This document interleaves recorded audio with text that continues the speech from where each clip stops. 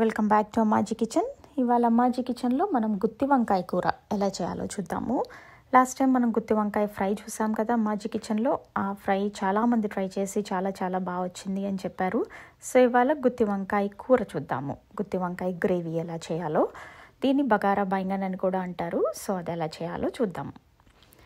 దీనికి first fresh వంకాయలు తీసుకోవాలి. ఈ వంకాయలు లేతగా ఉంటే ఈ కూర చాలా బాగుంటుంది.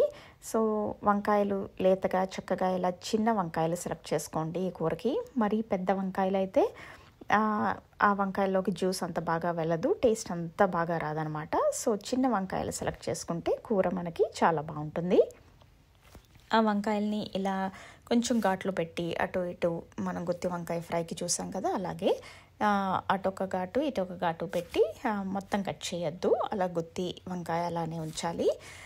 అలా కట్ చేసుకొని ప్యాన్లో ఒక 3-4 స్పూన్స్ ఆయిల్ వేసి అందులో వంకాయలు పెట్టి కొంచెం సాల్ట్ స్ప్రింకిల్ చేసి మూత పెట్టి ఈ వంకాయల్ని మగ్గనివ్వాలి.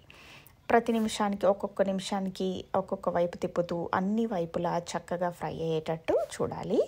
ఈ వంకాయలు పూర్తిగా కుక్ అవ్వాల్సిన అవసరం లేదు, కొంచెం సాఫ్ట్గా అయితే చాలు. అలా సాఫ్ట్గా అయ్యే వరకు ఒక్కొక్క నిమిషానికి చక్కగా తిప్పుకుంటూ మనం వీటిని ఫ్రై చేసుకోవాలన్నమాట. దీన్ని డీప్ ఫ్రై చేయాల్సిన అవసరం లేదు. మామూలుగా మనం రెస్టారెంట్కి వెళ్తే వాళ్ళు ఇలా డీప్ ఫ్రై చేసి చేస్తారు ఈ కూర. ఎక్కువ ఆయిల్ లేకుండా చక్కగా హెల్తీగా ఇలా చేసుకోవచ్చు అనమాట మనం. సో ఇవి కొంచెం సాఫ్ట్ అయినాక ఒక ప్లేట్లోకి తీసుకుని ఇవి పక్కన పెట్టుకోవాలి. చూసారా, ఇది కాడ ఊడిపోలేదు, సేమ్ టైం వంకాయ గట్టిగా కూడా లేదు, సాఫ్ట్గా అయ్యింది. సో ఇవి తర్వాత మనం గ్రేవీలో ఉడికించుకోవచ్చు అనమాట. సో ఇప్పుడు గ్రేవీ ఎలా చేయాలో చూద్దాము. దానికి అదే ప్యాన్లో ఇంకా ఆయిల్ యాడ్ చేయాల్సిన అవసరం లేదు. అదే ఆయిల్లో మనం ఒక 2 ఉల్లిపాయలు ఇలా బారుగా కోసుకుని వాటిని ఆయిల్లో వేసి కొంచెం ఫ్రై చేసుకోవాలి. ఇది కూడా 1-2 నిమిషాలు సరిపోతుంది. ఇలా ఫ్రై చేసుకున్నాక అవి కూడా పక్కన పెట్టుకోవాలి. నెక్స్ట్ ఒక మిక్సీ జార్లో ఒక 2 స్పూన్లు పల్లీలు, 1 స్పూన్ ధనియాలు, 1 స్పూన్ నువ్వులు, 1 స్పూన్ ఎండు కొబ్బరి లేకపోతే పచ్చి కొబ్బరి వేసుకున్నా బాగానే ఉంటుంది కూరకి. ఇవన్నీ మిక్సీలో చక్కగా కొంచెం వాటర్ పోసుకొని ఇలా పేస్ట్ లాగా చేసుకోవాలి. తర్వాత ఇందాక మనం ఫ్రై చేసి పెట్టుకున్న ఉల్లిపాయలు కూడా ఇందులో వేసుకుని అది కూడా పేస్ట్ చేసేసుకుంటే మనకి సాస్ చాలా స్మూత్గా వస్తుందన్నమాట. సో అలా చేసుకుంటే బాగుంటుంది. జస్ట్ ఉల్లిపాయలు ఫ్రై చేసేసి మసాలా యాడ్ చేయడం కంటే మనం ఉల్లిపాయలు కూడా పేస్ట్ చేసుకుంటే బాగుంటుంది అన్నమాట.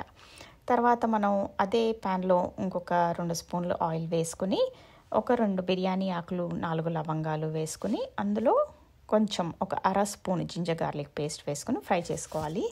మీకు ఒకవేళ కావాలంటే ఈ జింజర్ గార్లిక్ పేస్ట్ ఇందాక మనం ఉల్లిపాయల్లో కూడా వేసుకుని ఫ్రై చేసుకోవచ్చు, ఎలా చేసుకున్నా బాగుంటుంది.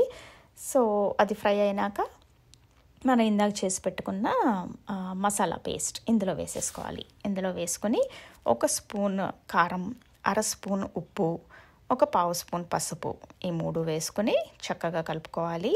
ఉప్పు, కారం, పసుపు ఈ పేస్ట్లో చక్కగా కలిసే వరకు కలిపేసుకుని దీన్ని ఒక 2 నిమిషాలు ఉడకనివ్వాలి. మనకి ఆల్రెడీ ఉల్లిపాయలు ఉడికిపోయినాయి, పల్లీలు కూడా ఆల్రెడీ ఫ్రై అయినవే వేసుకున్నాం ఇందులో. సో ఎక్కువసేపు ఉడకాల్సిన అవసరం లేదు, కుక్ చేయాల్సిన అవసరం లేదు. కొంచెం ఇలా ఆయిల్ బయటకు వచ్చే వరకు ఒక 2 నిమిషాలు కుక్ చేయాలి.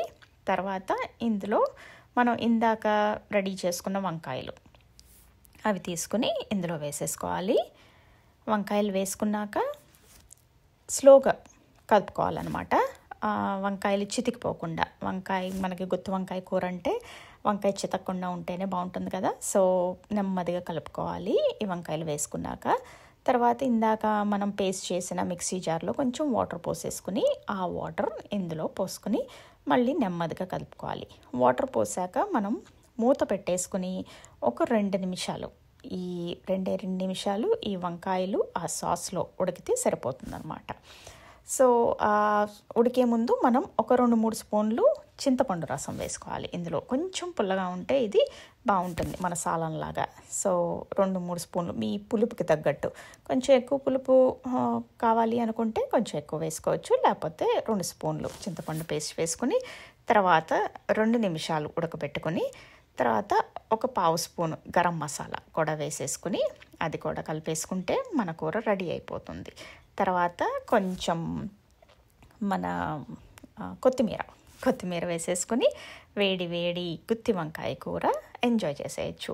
ఈ గుత్తి వంకాయ కూర మనం ఎందులో అయినా తినొచ్చు, అన్నంలో తినొచ్చు, పలావ్లో, ఈవెన్ బిర్యానీలో కూడా ఇది సాలంలాగా వేసుకుని చక్కగా తినొచ్చు.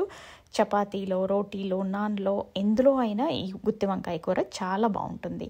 సో చూసేశారు కదా ఎలా చేయాలో గుత్తి వంకాయ కూర. ఇంకా ఆలస్యం ఎందుకు, మీరు కూడా ఈ గుత్తి వంకాయ కూర ట్రై చేసి చూడండి, ఎలా ఉందో మాకు చెప్పండి. ఇంకా ఇంట్రెస్టింగ్ రెసిపీస్ కోసం మా అమ్మాజీ కిచెన్ని ఫాలో అవ్వండి.